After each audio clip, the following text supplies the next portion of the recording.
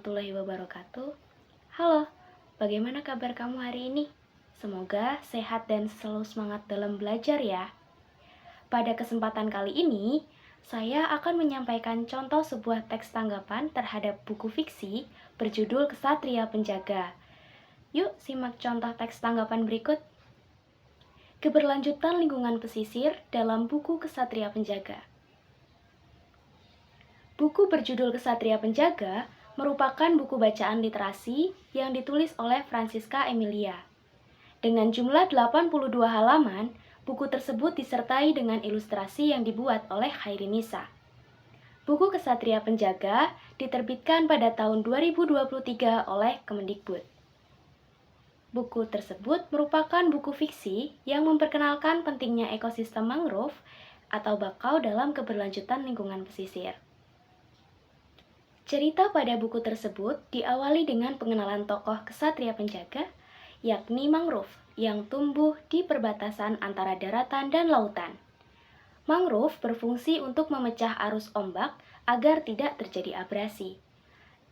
Selanjutnya terdapat penjelasan tentang bagian-bagian mangrove, fungsi mangrove bagi kehidupan hewan, dan fungsi mangrove bagi kehidupan manusia. Setelah itu, disampaikan tentang ancaman-ancaman yang membahayakan hutan mangrove, meliputi pemanfaatan berlebihan, sampah dari darat dan laut, pencemaran air karena limbah hasil industri dan rumah tangga, serangan hama dan penyakit, keserakahan pembangunan, dan kekuatan alam yang dapat mengubah kondisi hutan mangrove.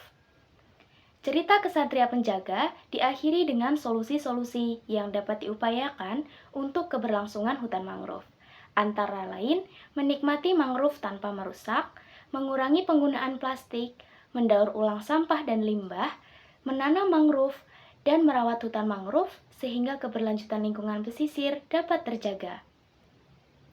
Ilustrasi sampul buku tersebut membuat pembaca seolah-olah sedang menjelajahi hutan mangrove secara langsung. Selain itu, ilustrasi berwarna yang disertakan di dalamnya telah mendukung visualisasi cerita dan penjelasan dalam buku Ksatria Penjaga. Misalnya, ilustrasi sampah dari darat menuju laut, pembangunan di pesisir, dan pencemaran hasil industri serta rumah tangga.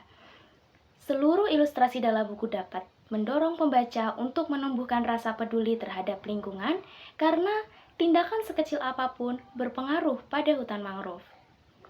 Tiap-tiap awal subbab dalam buku tersebut diawali dengan puisi yang dapat memperkaya kosakata pembaca.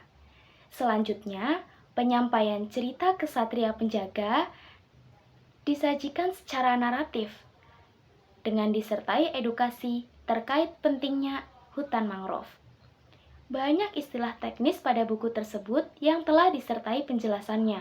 Misalnya, sedimen, abrasi, intrusi air laut, antioksidan, kearifan lokal, propagula, akumulasi, dan reklamasi.